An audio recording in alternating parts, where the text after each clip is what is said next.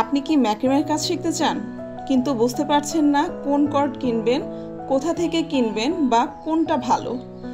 আজকের ভিডিওতে আমি আপনাদেরকে বলবো ম্যাক্রেম কর্ড নিয়ে দরকারি সমস্ত তথ্য। আমি বেশ কিছুদিন যাবৎ গুগলে রিসার্চের মাধ্যমে 7টা কমন প্রশ্ন পেয়েছি ম্যাক্রেম কর্ড নিয়ে। সেই প্রশ্নগুলোরই এক এক করে উত্তর দিব আজকে আপনাদের সামনে। তো পুরো ভিডিওটা দেখতে থাকুন এবং স্কিপ না করে পুরোটা দেখুন, তাহলেই আপনি পেয়ে যাবেন ম্যাক্রেম কর্ড সম্পর্কিত সমস্ত তথ্য।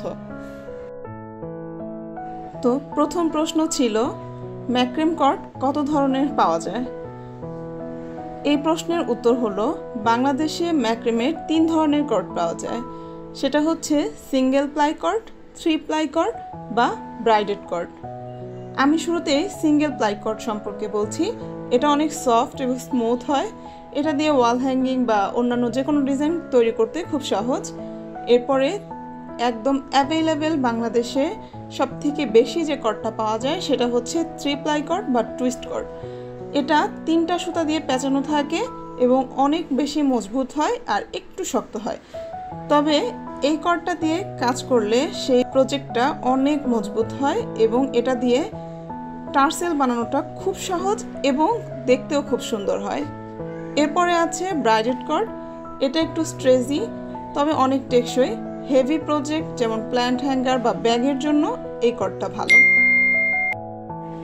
আজকের সেকেন্ড কোশ্চেন, ম্যাক্রেমের কয় ধরনের সাইজ পাওয়া যায়? ম্যাক্রেমের 3টা সাইজ হয়, 3mm, 4mm এবং 5mm। 3mm এর কাজ হচ্ছে এটা ছোট ছোট কাজ যেগুলো আছে লাইক কি চেইন, মিনি হ্যাঙ্গার, এই টাইপের কাজগুলোর জন্য 3mm কর্ডটা ভালো। আর 4mm কর্ডটা একটু ভারী হয় 3mm এর তুলনায়, তবে এটা দিয়ে বড় বড় প্রজেক্টগুলো করা খুব সহজ।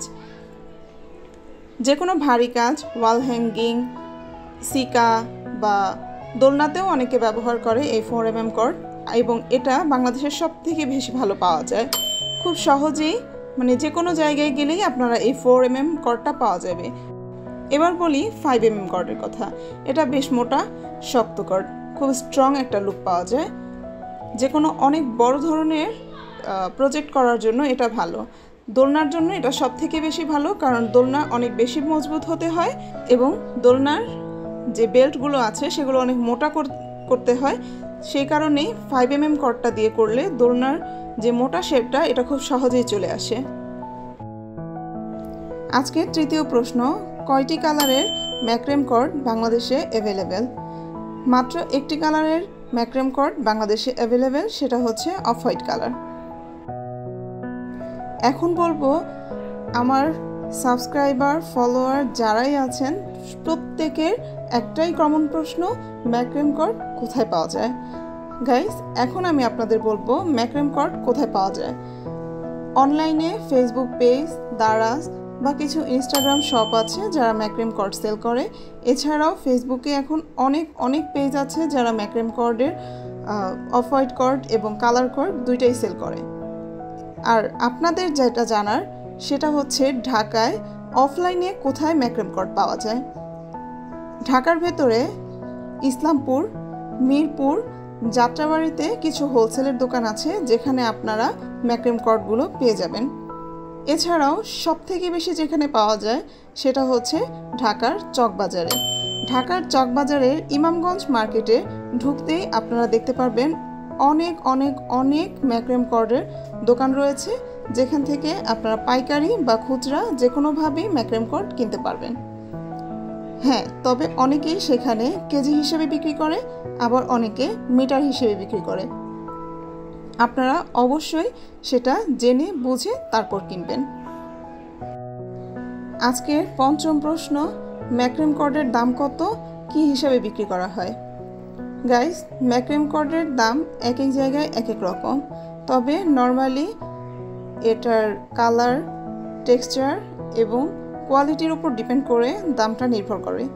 ম্যাক্রেম কর্ড আপনি 250 থেকে 500 টাকা পর্যন্ত কেজিতে পাবেন, তবে খুচরা দামে। পাইকারিতে কিনতে গেলে সেটা আরও অনেক কমে যাবে। কোথায় পাবেন সেটা তো আমি আগেই আপনাদেরকে বলে দিয়েছি। তবে হ্যাঁ, অবশ্যই কেজি হিসেবে কিনবেন। অনেকেই আছে যারা গজ বা মিটার হিসেবে বিক্রি করে, সেক্ষেত্রে দাম কিন্তু অনেক পড়ে যায়। আমি আপনাদের সবাইকে সাজেস্ট করব যেখান থেকেই কেনেন না কেন ম্যাক্রেম কর্ড কেজি হিসেবেই কিনবেন। আর হ্যাঁ, চাইলে কিন্তু আপনারা আমার ফেসবুক পেজ থেকেও ম্যাক্রেম কর্ড নিতে পারেন। ফেসবুক পেজ আমি আমার ডেসক্রিপশনে দিয়ে দিব। আজকের সবথেকে ইম্পর্টেন্ট প্রশ্ন হলো আমাদের এই 6 নম্বর প্রশ্নটি, সেটা হচ্ছে ম্যাক্রেমের প্রজেক্ট বানানোর জন্য সুতার পরিমাপটা আসলে কত? একটি প্রজেক্ট বানানোর জন্য কি পরিমাণ সুতার প্রয়োজন হয় বা কোন পরিমাপে সুতা কাটতে হয় বা কর্ড কাটতে হয়? এটার সাধারণ নিয়ম হলো যে কোনো ডিজাইনের লম্বা যতটুকু তার 4 থেকে 5 গুণ বেশি পরিমাপে কর্ড কাটতে হয়। এখন আপনার ওয়াল হ্যাঙ্গিংয়ের কথাই যদি বলি, ওয়াল হ্যাঙ্গিংটা যদি 1 ফুট হয়, আপনি সুতা কাটবেন 4 ফুট। হ্যাঁ, এখানে আরও একটি কথা আছে, আমরা সবসময়ই একই নট দিয়ে কাজ করি না। একটি প্রোডাক্টেই বিভিন্ন ধরনের নট ব্যবহার করি, তখন কিন্তু এই 4 গুণ মাপটা আর প্রযোজ্য থাকে না, তখন এটা 6 থেকে 7 গুণ সুতা কাটতে হয়। তার মানে কি হলো, ম্যাক্রেমের একটা ওয়াল হ্যাঙ্গিং বানানোর জন্য যদি আপনি 2 থেকে 3 ধরনের নট ব্যবহার করে ওয়াল হ্যাঙ্গিংটা বানান, সেক্ষেত্রে আপনাকে পুরো হ্যাঙ্গিংয়ের মাপ থেকে 6 থেকে 7 গুণ বেশি পরিমাপে এক একটি সুতা করে কাটতে হবে। এছাড়াও যদি নিচে ঝুলটা আরও একটু বাড়িয়ে রাখতে চান, সেক্ষেত্রে সেই পরিমাণটা আলাদা করে ধরে তারপর আপনাকে সুতাটা কাটতে হবে। হ্যাঁ গাইস, এটা এত সহজেই আপনারা বুঝবেন না, 2-1 বার অবশ্যই প্র্যাকটিস করতে হবে। যখন প্র্যাকটিস করতে থাকবেন এবং কয়েকবার একই প্রোডাক্ট বানাতে থাকবেন, তখন আপনারা এই পরিমাপটা বুঝে যাবেন। হ্যাঁ, প্রথম একটু ভুল হতে পারে, আস্তে আস্তে এটা ঠিক হয়ে যাবে। আজকের শেষ প্রশ্ন, ম্যাক্রেম কর্ড কাটার পরে সুতা খুলে গেলে করণীয় কি? হ্যাঁ, ম্যাক্রেম কর্ড কাটার পরে সুতা যদি খুলে যায়, আপনার কর্ড যদি পলিস্টার হয়, আপনি একটু আগুনে পুড়িয়ে নেবেন, অথবা আপনার কর্ডটা যদি সুতির হয়, আপনি একটু ফেভিকলের গ্লু ব্যবহার করবেন, তাহলেই দেখবেন সেটা আর খুলে যাবে না। আর টার্সেল বানানোর ক্ষেত্রে আপনারা হেয়ার ব্রাশ বা পেট ব্রাশ বা বেবি কম ইউজ করবেন, তাহলে দেখবেন টার্সেলের ফিনিশিংটা খুব সুন্দর আসবে। আপনাদের অনেক কাঙ্ক্ষিত এই ভিডিওটা ছিল, জানি না কতটুকু ডিটেলসে আলোচনা করতে পেরেছি বা আপনাদেরকে বোঝাতে পেরেছি।